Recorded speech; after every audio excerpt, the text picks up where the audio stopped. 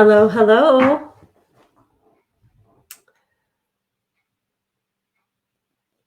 How's everybody out there in the Facebook world tonight? Welcome to Soul Chats with Psychic Medium Dani Jo. I'm super excited to have you here for the 8th episode of Soul Chats. I am not interviewing anyone tonight. It will be just me. And so I will be doing some Q&A.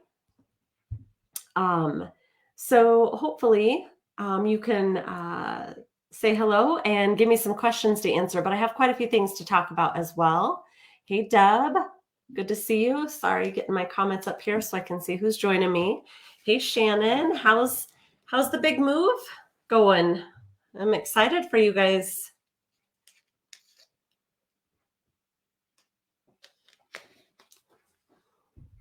All right. Well, I thought tonight I would talk about a few things that come up often or are things that are really kind of important to share that I don't get a chance to do very often. That's awesome. So Happy New Year. Thank you. Yes, it's good to see everybody.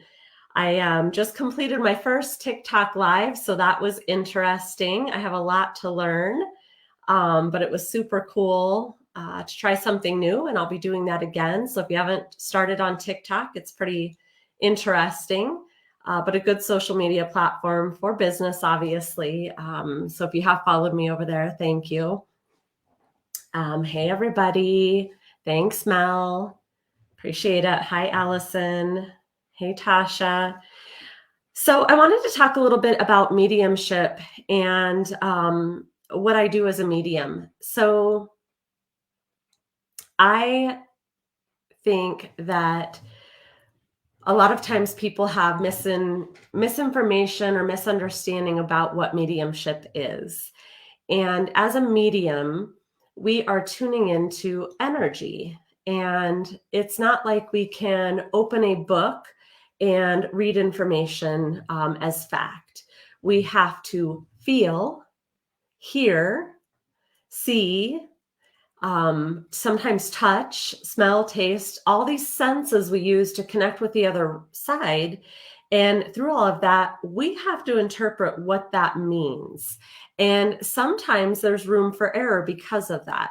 So if you watch different mediums on TV or YouTube even, you will see them getting things not 100% accurate. And that's because mediumship is interpretation. And a lot of times as a medium, we want to interpret the information, which actually screws it up even worse. And I'll give you an example.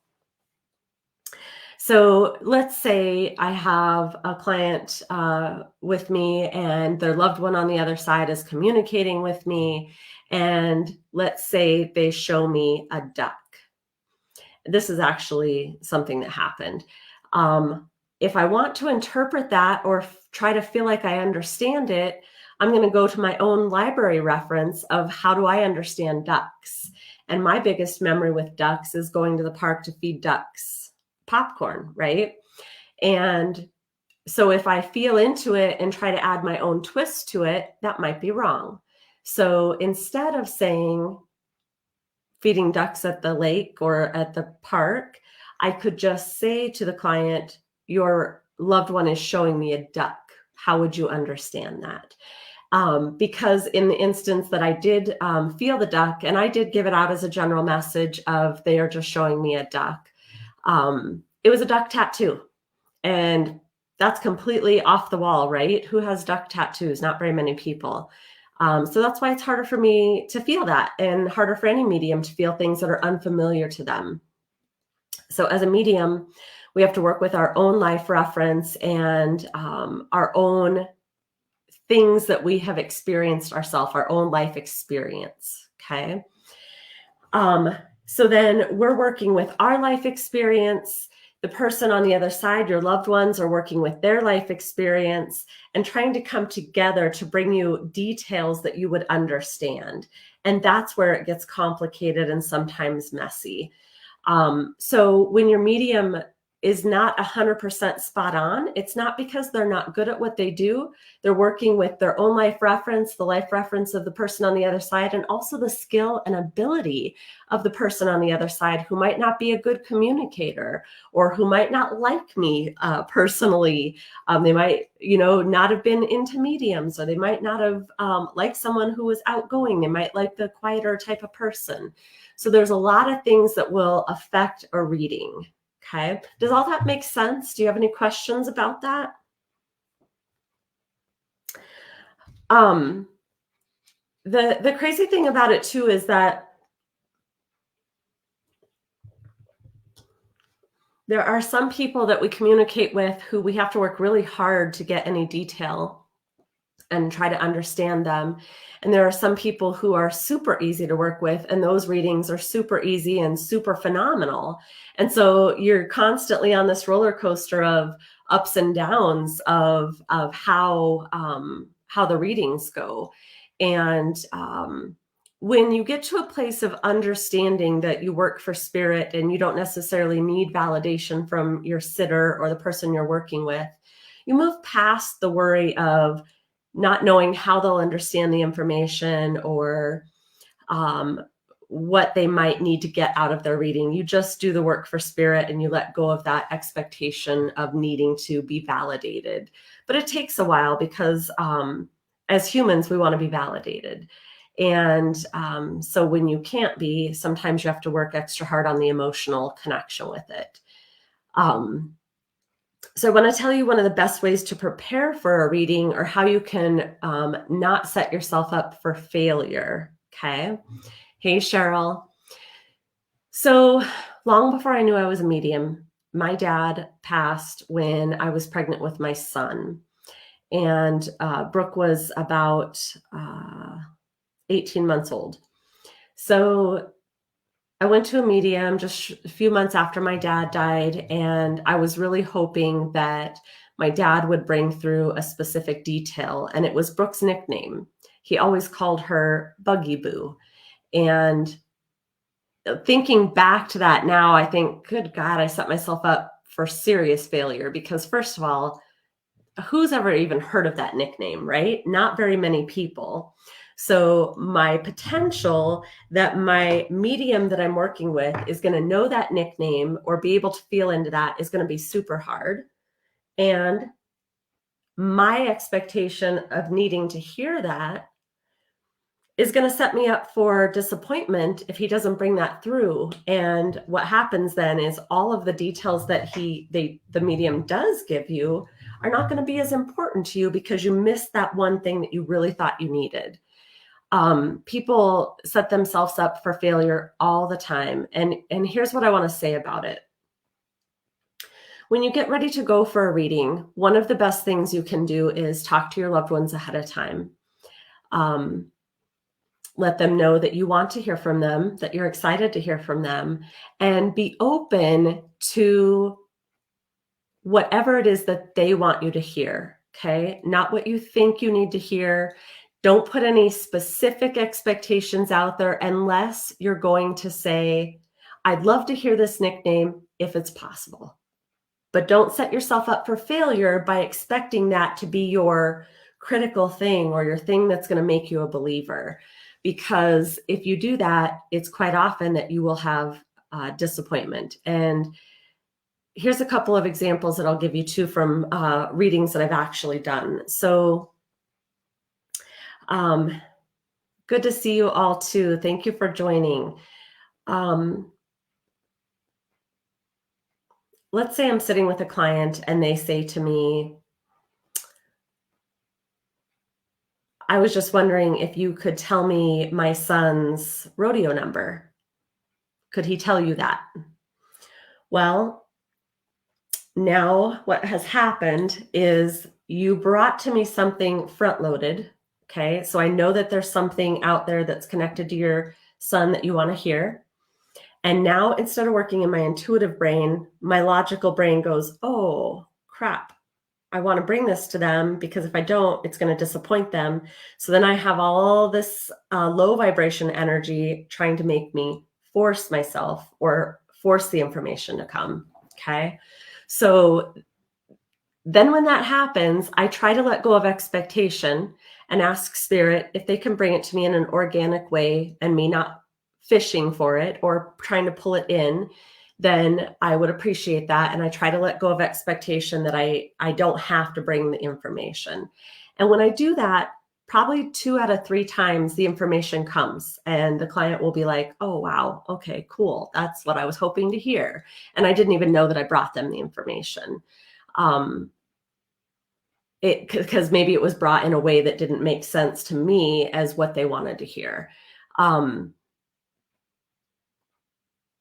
there are also times when I'm sitting with a client and I can tell they have one thing they want to hear, or their loved one will say to me, they have something specific they want to hear. And I feel that pit of my gut feeling like, God, don't set yourself up for failure. So usually right then I'll say, you've asked spirit to tell you something specific, right? And they'll say yes. And then I'll say to them, they were able to tell me that, but they may not be able to bring me the specific detail because they don't just communicate like you and I are. It's through feelings and images and thoughts and all of these things that I can't explain. And it's not easy. And so while it's amazing when they do that work and they work really hard to bring you those cool details, but it's also potential to set yourself up for failure. I have literally had a session where all this amazing detail came through, things I could never have known. But if I didn't bring that one piece of evidence that they wanted, they were disappointed because that was the thing that they said if I said, they would believe it to be real. And so you can see how that could really set someone up for failure. And I also don't get stuck on that. You know, if that's someone's lesson that they have to learn in letting go of control and realizing like, I don't work for my client. I work for spirit. I work for the healing and the highest good of everyone. And so whatever it is that they want to have come through is what's going to come through. And I have no obligation to anybody but them and myself to be connected. My obligation, obviously, is to you as a client to be there for the session, but not what you think you need to get out of it. And so to set yourself up for success to go into a reading is to talk to your loved ones ahead of time, release any expectations. And if you're going to put any requests out there, remind spirit that it's okay if they don't bring it to you. Because again, you don't know how the connection is going to be in regards to my life reference and theirs and it connecting. Another kind of quick example of that is when I was still working here in my house, right in this room, actually, I used to do readings right here in the basement. I had a couple sitting on a little couch on that wall, and it was a younger couple, and I was communicating with the man's friend who had died. And I kept getting a burning sensation on my back. And the only thing, instead of saying that, of course, right, because I've learned since then that you just give out the information that you're getting, I said, I don't understand this feeling, but the only thing I can liken it to is maybe somebody got a tattoo on their back. Would you understand a tattoo on someone's back? And he said, no. I said, well, I get this burning across my back. And he said, my friend died in a helicopter crash. He burned. And that is not something that's in my scope of life reference, right? I don't know many people. I don't know anyone who's died that way. I don't know many people who have had life experience of that. And so it was going to be an impossible thing for this male to bring to me.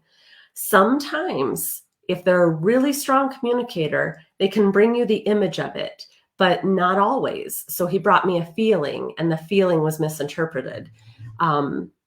But that's where things can go wrong. Just so you know, if the medium is not making complete sense to you, it's possible that they're misinterpreting something. Okay. And so then also as a medium, it's kind of important to focus on our wording and what we're actually seeing and feeling so that we don't try to interpret and mess things up, because that's where we get screwed up. So that's a learning curve for any medium or psychic to remember to not get involved in the reading, but to just give the information. Okay. Any questions about that or how that works? I also want to add, people often ask me, like, how soon will a person come through, or can they come through right after their passing? There is no time frame. It doesn't have to be a certain number of days or weeks or months.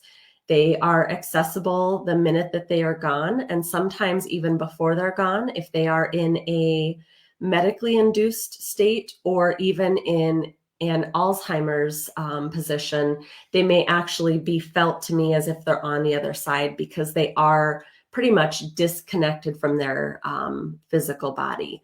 So that can make a big difference. So thanks, Beth. Hey, Rochelle. Cool. Well, I also want to talk about the feelings of, or the understanding of what medium or psychic abilities are, and how that's a little bit different. So mediumship is going to be the focus of connecting with people who have crossed over. And so this is going to be your loved ones and friends who might have connection to you, or they might have connection to other people. This happens very often, that someone you don't know who knows someone you know will come into your reading to get a message to their loved ones. So that can happen, and it actually happens very often. So that is mediumship, and psychic ability is my ability to connect to events, people, places, and things for past, present, and future guidance. And so it's not the act of connecting to a person that has crossed over, but to situations and places and experiences. And we can somewhat look into the future, although the future is not set in stone. It is not set in stone. Every time we make a decision, things are altered and paths and routes are reconnected. And so if you have a life guidance session and have another one 6 months down the road, they might be two totally different things. And that's not because the psychic is not connecting properly. It's because every choice you made in life and your loved ones that are close to you made changed and altered your path completely. And that happens, like I said, on a daily basis. Okay. You're welcome, Tasha. I love that, Jody. Thank you. That's awesome, Brenda. Judy, I'll answer that for you here in a second. Diane, I just want to tell you that everyone has spiritual abilities. We're born with it. It's a gift that we are born with. So I like to tell people it's like a little pilot light in your belly. That is your intuition. It's your connection to spirit or source or God, whatever you want to call the higher power or your higher power. And that intuition is your connection to the other side. Now, that connection is just like any muscle. It has to be exercised to be stronger, right? So if I wanted my biceps to really stand out, I would have to do the work to make it happen. Same with our intuition. If we want that ability to grow, we have to grow it ourselves. And so that's done through training and experience and meditation and exercises. I actually teach mediumship, and I've taught a lot of people to connect with the other side. There's nobody that has not been able to, and I don't believe there's anybody on this planet who can't connect to the other side. I believe it's our natural born ability. Now, I do believe that sometimes that light gets diminished, and so it's extremely hard for people to make the connection through life choices and things like that. But my mediumship class is a virtual one. This next session is February 6th through the end of the month. Once a week we meet, and it's done by Zoom. I think there's 2 spots left in it. You can look on my website, psychicmediumdanijo.com, and go under the events tab to see what's available. Just know that I also do that one-on-one. So if you were to want to work one-on-one rather than in a group. You would have to just book mentoring sessions until you felt like you had enough time to kind of go out on your own. Okay. So Judy, you asked, can you connect with anyone of any age like an infant? Yes, I have connected with babies who died in utero. I have connected with babies who have been miscarried, aborted, stillborn, died shortly after birth. Now, those children have a lot less life reference to give, but they can usually give me things about their potential life, what your life was like around the time of their death, or any experience they did have with you. So yes, I can connect to any age. And I actually have a life path with children. So children are pretty easy for me to pick up on.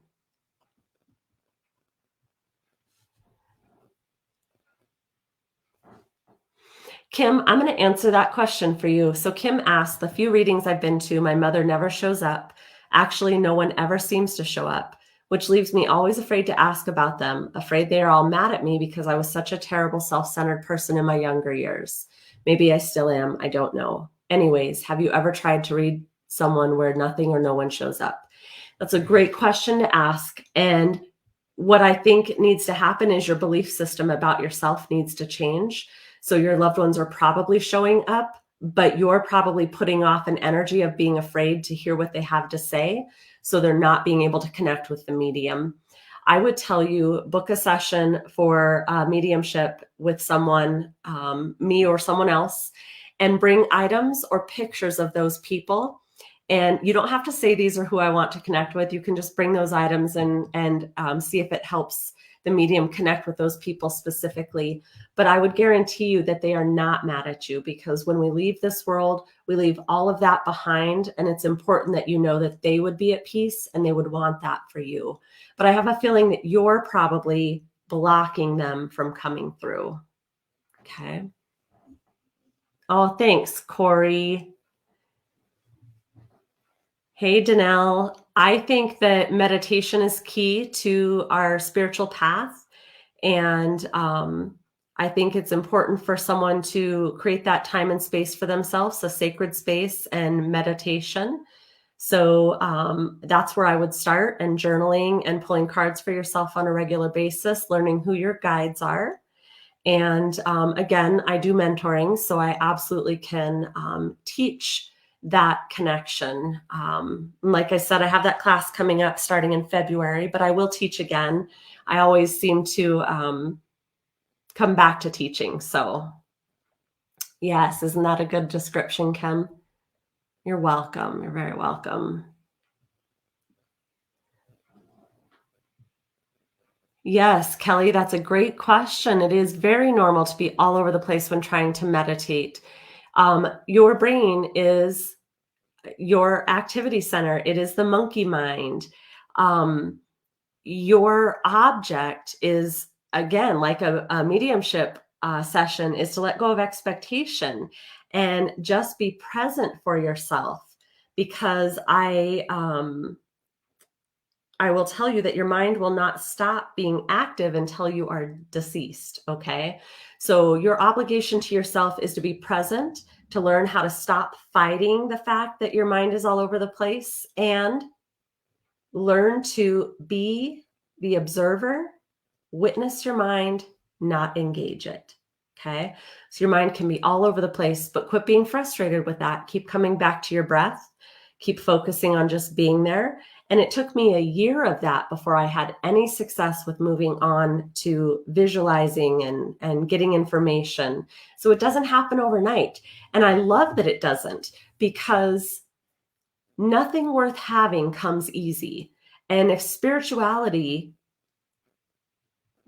it wouldn't be respected and taken seriously if people didn't have to work for it. And so if you want that, you have to work hard for it. And I think that there's respect in doing that. So keep going. Bobby Joe, if you struggle with visualizing, the best thing for you to do is listen to guided meditations. So they're telling you what to see, but also sit every day or every night and think about yesterday. So what you're doing is you're creating the space in your mind where visualization happens by replaying events. Think about what you ate for lunch. Think about your drive to work. And when you can see that playing in your mind, that's the place where you want to go to visualizations. Okay. Deb, that will have to come to you in meditation. I do spirit guide sessions and I can introduce you to some of your guides, but for you to connect with them personally, you have to learn how to meditate and be able to witness and sense them. Most of the time we don't allow it because our mind is too afraid to see those things and we believe that we're making it up. So we don't allow that to come. But if you keep trying, you'll get there. Yes, you're welcome, Barb. And I do connect with animals, absolutely. I have brought through messages from dogs, cats, birds, horses, pigs, guinea pigs, a couple of odd animals. It was funny because the pig that came through actually came to me as a dog. And I have had a dog come through as a baby. So it's strange to see how they show up, but Kim, that is possible. It is possible to have the same guide as a sister. I have 3 clients who all work with Crazy Horse, the famous Native American. I have 3 clients who all work with him as a spirit guide. So anyone who has mastered their lessons and is guiding other people can work with many people. And you can have any number of guides, Corey. I worked with a client today who is just learning his spirituality, and they told me he has 8 guides that he's working with. Actually, they told me he has 5 that were working with him, 8 total. 3 of them were working with him and his wife. So that was really cool. But you can have any number of guides. Sonia Choquette talks about having even up to like 35 guides at one time. So there's lots of different teachers, and you can work with any spirit guide you want to. So if you know a great healer out there, meditate and ask them to come work with you, and they will. Beth, the emotion is there because there's great love there. And you just have to learn how to process that and ground yourself and navigate. Yeah. Yeah. You're welcome, Bobby Joe. You're welcome. Thank you, Deb. And Jody, so I feel like I have a very amazing team of spirit guides who keeps me closed down when I'm not working. My intention is spirit only comes to me when I am open, meaning open to work, and not when I'm closed down. I find that I have a really hard time in stores like Walmart, antique stores, things where there's a lot of energy or a lot of kids or negativity. So I have a hard time with that, but for the most part, I stay closed down. Okay. Thank you guys for all the questions. It's been awesome to answer these. I'm going to tell you about a couple events I have coming up and a couple of opportunities to learn with me as well. So I have a group called The Sanctuary. This is a group that's been in existence for 3 years. And a lot of the women in that group have been with me since the beginning. This group called The Sanctuary is a safe and sacred place for learning. And it's an online Facebook group that's a paid membership group. I think it's $23 a month. I'm not 100% sure. You can pay a little bit cheaper price if you pay by the year. But this grants you access to trainings and meditations and learning and weekly lives and book studies and retreats that I do just for the Sanctuary ladies. It's an amazing group. We just did a gift exchange and we have a book study starting in January. And we're going to meet in Platte, South Dakota for a retreat in April. So if that's something you're considering, you could always give it a try. There's no obligation to ever stay. You can cancel it anytime if it's not for you. But we do practices too, and we have a lot of fun together. So that's an opportunity to learn. I have the mediumship class coming up And sorry, guys, the sanctuary is a ladies only group at this time anyway. Yes, thank you, Corey. The sanctuary is a great place to start and very good support. Yeah, they do, Corey. Different guides work with you on different things. So the mediumship class is coming up. I think it's on Monday nights starting February 6th. I don't know if that's a Monday or a Tuesday, but it's the same night every week for 4 weeks. It's an hour and a half a week class. Very limited number of people because it's more of a kind of a one-on-one type thing. And that's live with me. The self-love class I have coming up is a phenomenal class. It is, you get a little package of tools to use, and it's a 2-hour class, I believe, on Sunday, February 12th. That class is really good at getting you to look at how you're not showing up for yourself and how you need to change that. That is also done by Zoom, so it can be done from your own location. And then I go to Bowdle, South Dakota in March. I'll be there for the weekend. We have a dinner event. So if you're anywhere local in that area, you can buy tickets to the dinner event at the TKT Steakhouse. Buy dinner event tickets through me, but it will be at the TKT Steakhouse. And that's also on the website under the events tab. And I do have a couple of sessions for in-person readings there in Bowdle that are still available. And then I think we have another Ghost Hunters retreat in April, but I don't have it set up yet. And then we have a shadow work retreat, April 28th through the 30th. And I want to share a little bit more about this. This is going to be my first shadow work retreat.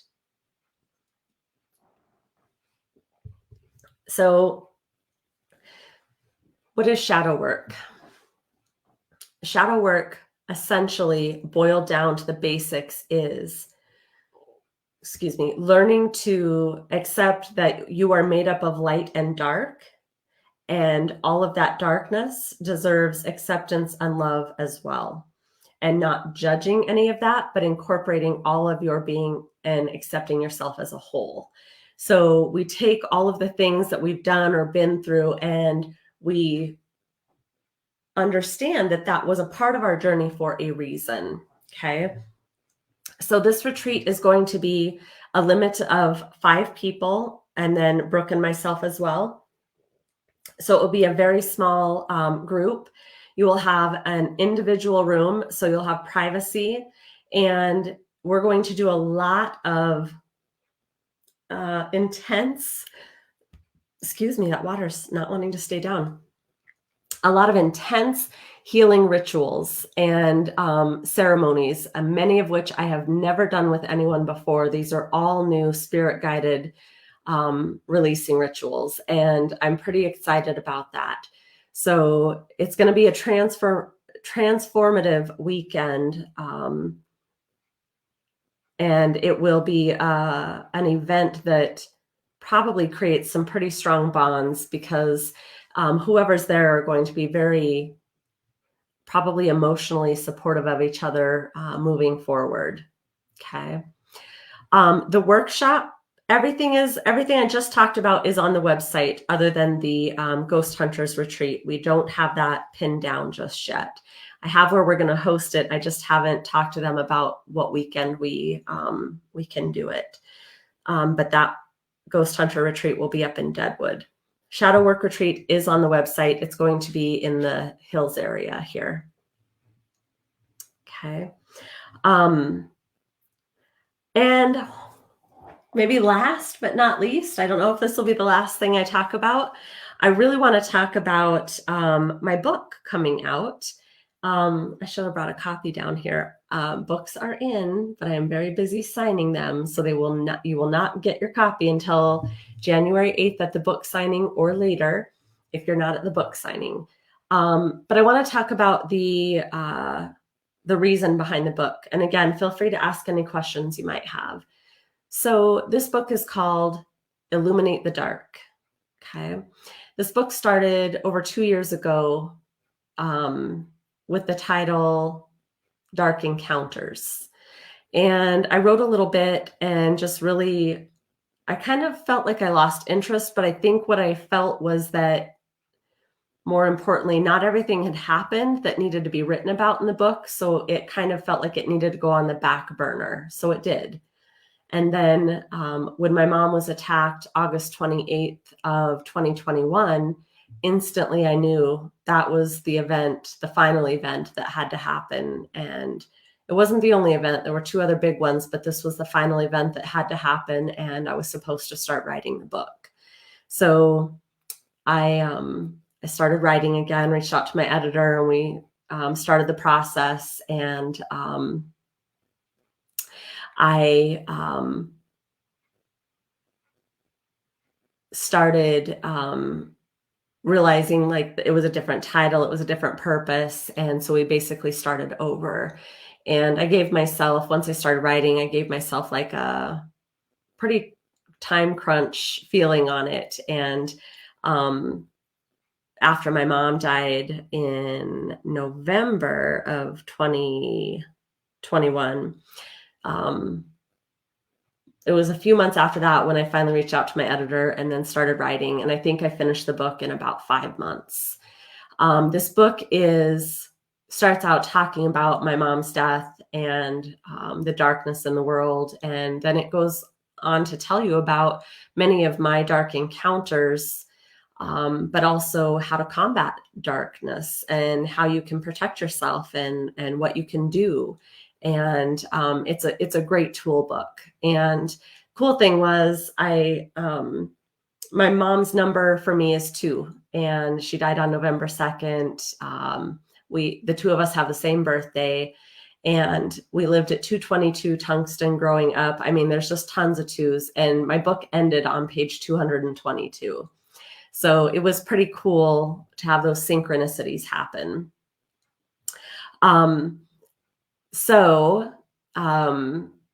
Anyway, the books are in. I am busy signing. The first opportunity to acquire the book is January 8th at the Studio 621 in Spearfish. It's downtown Spearfish. We will be there from 1 to 4 p.m. with food and giveaways and books and protection boxes and bonus swag if you got any of that. And so if you're not able to attend the book signing, we will reach out to you shortly after, probably the next day, Monday, and find out if you're going to come in and pick up your order or if it needs to be shipped. So everyone who's been waiting patiently thinking we forgot about you, we did not. First of all, the books got delayed. Second, we had weather, and now holidays. So here we are just about a week away from the book signing. And thank you. I appreciate that. It's been a long process in the making, but I'm super excited to see this finally come to fruition. And we're already talking about the book that will kind of be the follow-up to this one. So I don't know how soon that will be out. I need a little bit of a break. Writing is intense on top of everything else that I do. So, and I don't really enjoy writing. I enjoy talking about the stories that I've had, but I don't necessarily enjoy writing per se, which is why I use an editor who kind of puts that all together for me. But anyway, I should also thank Lori O'Neill, who is my editor. She's from Chrysalis Publishing. And you can find her on Facebook or her website. They've had some medical challenges as of late, so I've been sending her lots of prayers. But anyway, super excited. We do have the links on the website for the book, but again, they are not available just yet. But we're really glad to be able to share all of that with you really soon. So let's see. Anything else I want to talk about? Anything else you have questions about? Also, my Zoom groups that are a once a month session, they're on a Friday evening, and it's a 90-minute session for 6 people, $60 a person. Those are starting up again in January. So we took a break from that, but we are going to go back to that. It's a more inexpensive way to get a reading, even though it's a smaller portion of a reading because you're sharing that time with 6 people. You are guaranteed a reading. So it's a great way to have an opportunity to get in on a reading. And those are all done virtually. So that starts up again in January. Thanks, Kim. I know there's a lot of people that will be there with us in spirit. Um, I know that there's a lot of people who wish they could be with us at the book signing, and I know that's not possible. First of all, it's winter, and there are a lot of other factors. But if you're local and you're able to come enjoy some great snacks and desserts from Smee's Treats, and we're going to do a lot of giveaways. So I have mugs and some butterfly themed items and lots of cool stuff to check out. So if you get a chance, come and see us. Hey, Beth, you can absolutely book yourself for a Friday night session. Remember, it's a group of 6, and you won't know who those 6 people are that you're joining. But if you go on the website under the events tab and scroll down to Zoom group or Zoom session and find the January or whatever month you want, you can go into further into the year as well, and click on that. You can book that for yourself right on the website, psychicmediumdanijo.com. Okay.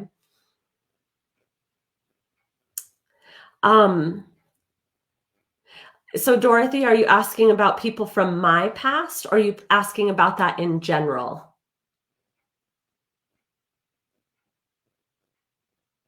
I'm assuming that you mean people from anyone's past. And yes, I have had, I was reading for a group of women one night, and this young girl who was 5 years old, who was hit by a car, was coming through, and nobody was accepting her. And anyway, it was one of the lady's old neighbors that came through, which was kind of cool. She was really surprised why she would come through, but there's always going to be a connection, even if it's been many years. And I have had people from my past come through. Yes, absolutely. I have a first husband that I was married to for a year when I was 18. And he died in 2015 of an overdose, and he has come through for me. Absolutely.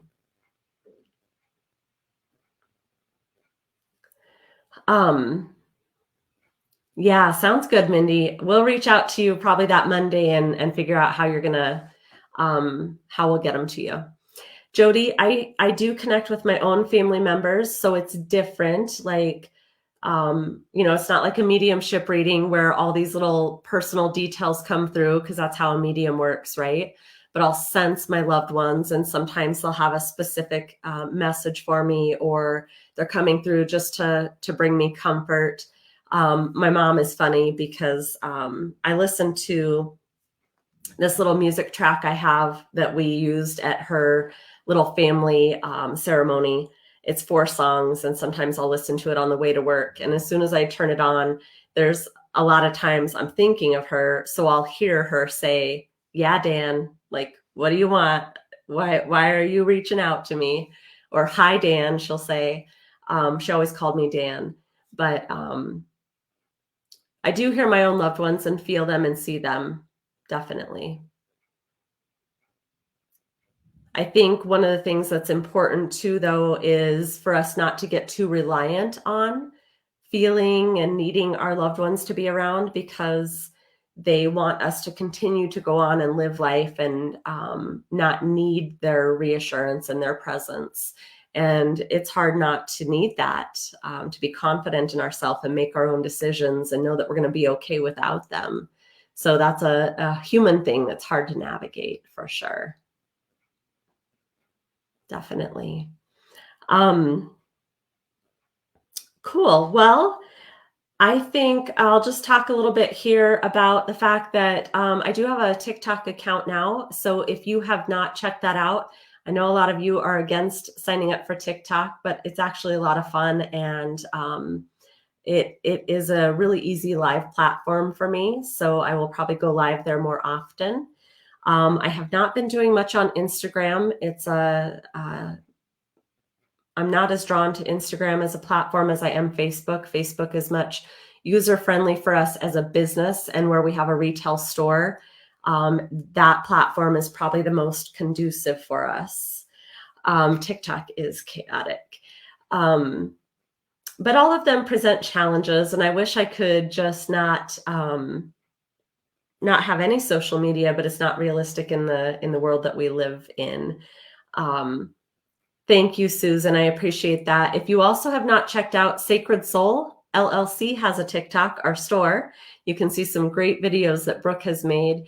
And we have a TikTok for my nonprofit, Shirley Speaks. So if you haven't followed that, definitely go check that out as well. But we'll always probably be present on Facebook, and that's just going to be probably our biggest platform always. And it's where we've created our biggest organic following of people who have found us for a reason and stay with us. So anyway, I just want to tell you and leave you with a couple more pieces of guidance. So we're going into the new year, and this means people setting themselves up with expectations that are often unrealistic.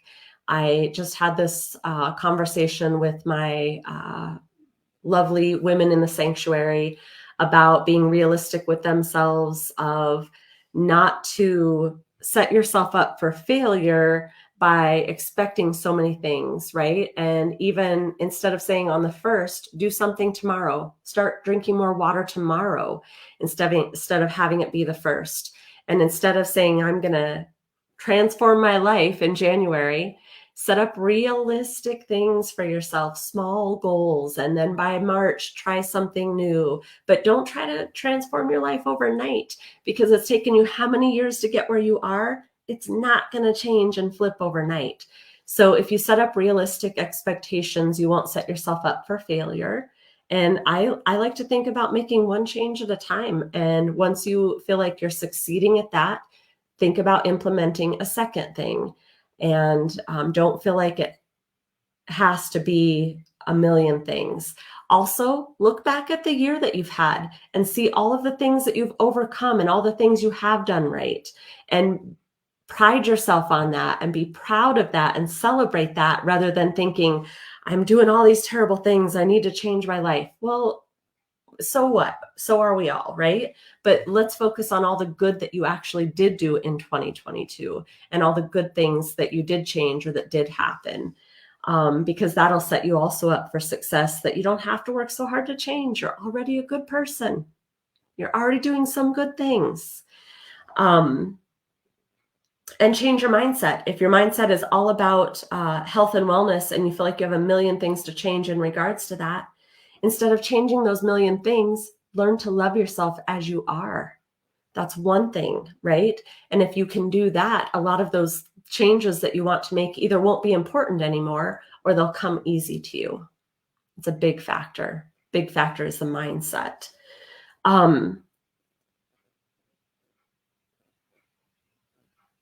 So as you go into the new year, remember that there is a lot of good that you already have accomplished this year. So celebrate those successes and take a moment to slow down and recognize that life is passing us by. And there are many, many things that you can be present for in everyday moments that don't have to be huge trips and making tons of money, but being present for a conversation, writing a letter and saying, I'm sorry, or writing a letter and saying, I miss you. Those things are huge and transformational in your life as well. This year alone, I was able to reconnect with my brother, who I haven't talked to in 20 years. And that has felt like a beautiful, beautiful thing in my life. He actually called me today, and I was working, so it went to voicemail, but he wanted to call me and talk to me about some crystals.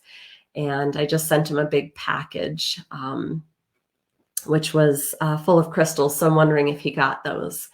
And I actually got to meet my sister, who was adopted out at birth. And we've only met virtually. I'm hoping to meet her in person when I go home in February for my mom's abuser's sentencing. And she actually lives in Las Vegas, where I grew up. And so I got to meet Karen. She looks just like my mom. And that's been a beautiful thing. And having that connection with her has changed her life for the better as well as mine. So, you know, focusing on those relationships that you can grow and change and heal um, can be powerful. And that doesn't require getting a degree or acquiring money or going to Paris. It requires you to be present in your life and see where things need to be healed. And that's a hard thing to do. It's a hard thing to look at, but it's worth it. Absolutely worth it. You're welcome, Melissa. Well, I hope that you have enjoyed our session tonight. I'm so grateful for the opportunity to host these podcasts and looking forward to continuing them on a monthly basis. So even though I was just here tonight by myself, I've enjoyed this time with all of you. And I appreciate your support. And thank you so much, Kelly. Your words mean more than you know. I truly, truly love to work in service for spirit, and I want everyone to know that they are loved and that everything is going to be okay, even if you're not okay, and that we're all connected. We are not very different. And so thank you for that. I love and appreciate each and every one of you. I hope you all have a beautiful night, a safe and happy new year. And I'll see you in 2023. Love you all.